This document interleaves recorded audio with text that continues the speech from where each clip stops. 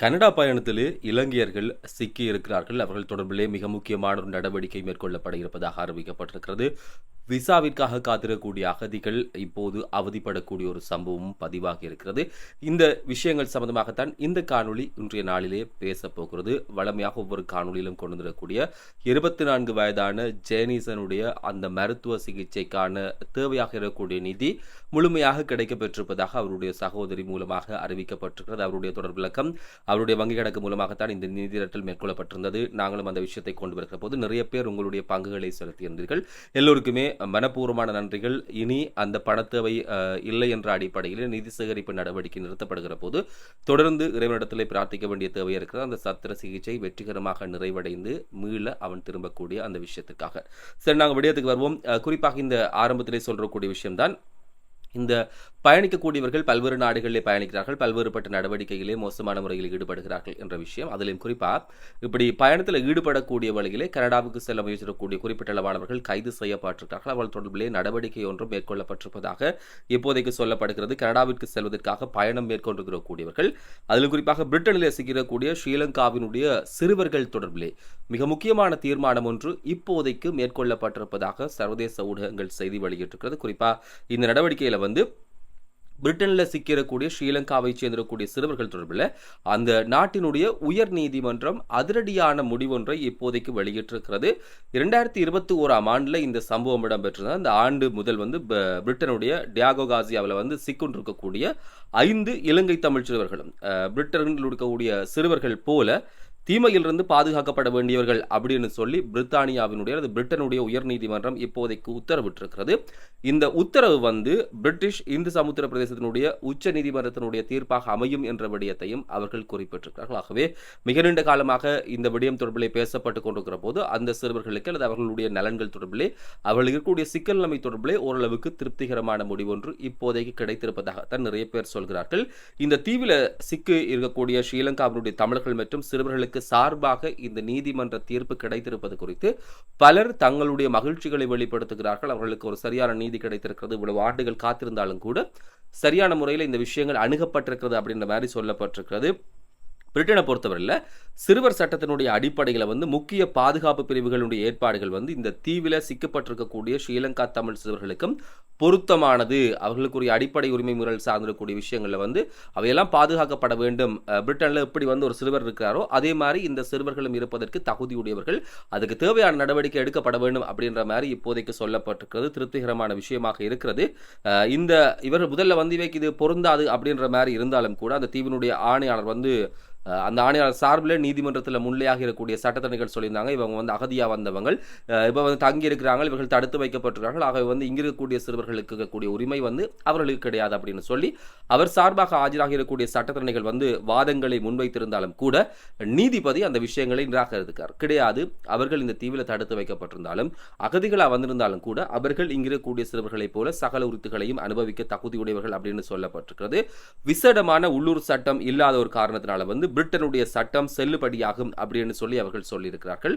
அது மாத்திரமில்லை, இந்த தமிழ் குடியேற்றவாசிகள் 2021 ஆண்டு இந்த தீவை சென்றடைந்திருக்கிறார்கள். கனடாவுக்கு போகிறதுக்கான ஒரு படகில தான் அவர்கள் பயணித்துக் கொண்டிருக்கக்கூடிய வழியில படகு கடலில் ஒரு தடுமாற்றத்தை எதிர்கொண்டது. அதுக்கு பிறகு அவர்கள் மீட்கப்பட்டார்கள். புகலிட கோரிக்கையாளர்கள் என்ற அடிப்படையில் பிரிட்டிஷ் அரசாங்கத்தின் கட்டுப்பாட்டுக்குள்ள அவர்கள் இருக்கிறார்கள் அப்படின்னு சொல்லி ஐக்கிய நாடுகள் உயர்ஸ்தானிகரகம் அகதிகளுக்கான பிரிவு சொல்லியிருந்தாலும் கூட இப்போதைக்கு அவர்கள் இந்த தீர்ப்பொன்றை வெளியிட்டிருப்பதன் மூலமாக அந்த சிறுவர்கள் பாதுகாக்கப்பட்டிருக்கிறார்கள்.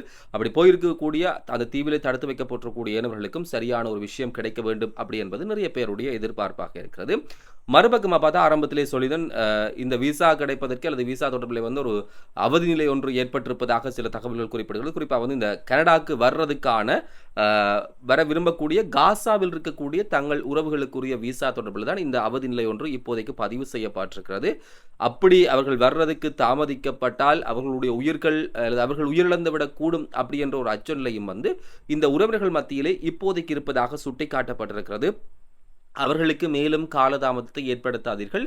விரைந்து அவர்கள் கனடாவுக்குள்ள வர்றதுக்கான விசாவை கொடுங்க அப்படின்ற மாரி இந்த காசாவில் இருக்கக்கூடிய உறவுகள் தொடர்பில் வந்து கனடாவில் இருக்கக்கூடிய அவர்களுடைய உறவுகள் இப்போதைக்கு கவலை வெளியிட்டிருக்கிறார்கள். குறிப்பாக இஸ்ரேலுக்கும் பாலஸ்தீனத்துக்கும் இடையிலான மோதல்களை தொடர்ந்து வந்து பாலஸ்தீனத்தில் வசிக்கக்கூடிய கனடியர்களுடைய உறவுகளுக்கு 1000 தற்காலிக குடியிருப்பு அனுமதிகள் வழங்கப்படும் அப்படின்ற மாதிரி கனடாவினுடைய ஃபெடரல் அரசு கடந்த ஜனவரி மாதம் சொல்லியிருந்தது. ஜனவரி மாதம் சொன்னாலும் கூட ஜனவரி, பிப்ரவரி, மார்ச் இப்போ வந்து ஏப்ரல் நாங்கள் இருக்கிறோம். ஏப்ரலும் முடிவடையக்கூடிய அந்த காலகட்டம் 3 மாதம் முழுமையாக முடிஞ்சிட்டு 4வது மாதம் முடியக்கூடிய அந்த நாட்களிலே வந்து இதுவரையும் எந்த விதமான நடவடிக்கையும் இது தொடர்பில் எடுக்கப்படையல அப்படின்னு சொல்லப்பட்டிருந்தது.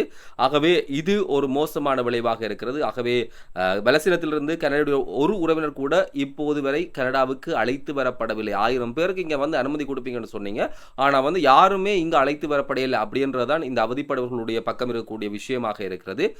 கனடாவில் இருக்கக்கூடிய குறிப்பாக இந்த பலஸ்தீனத்தை பூர்வீகமாக கொண்டிருக்கக்கூடிய கனடா பிரஜைகளாக அவர்கள் மாறிவிட்டார்கள்.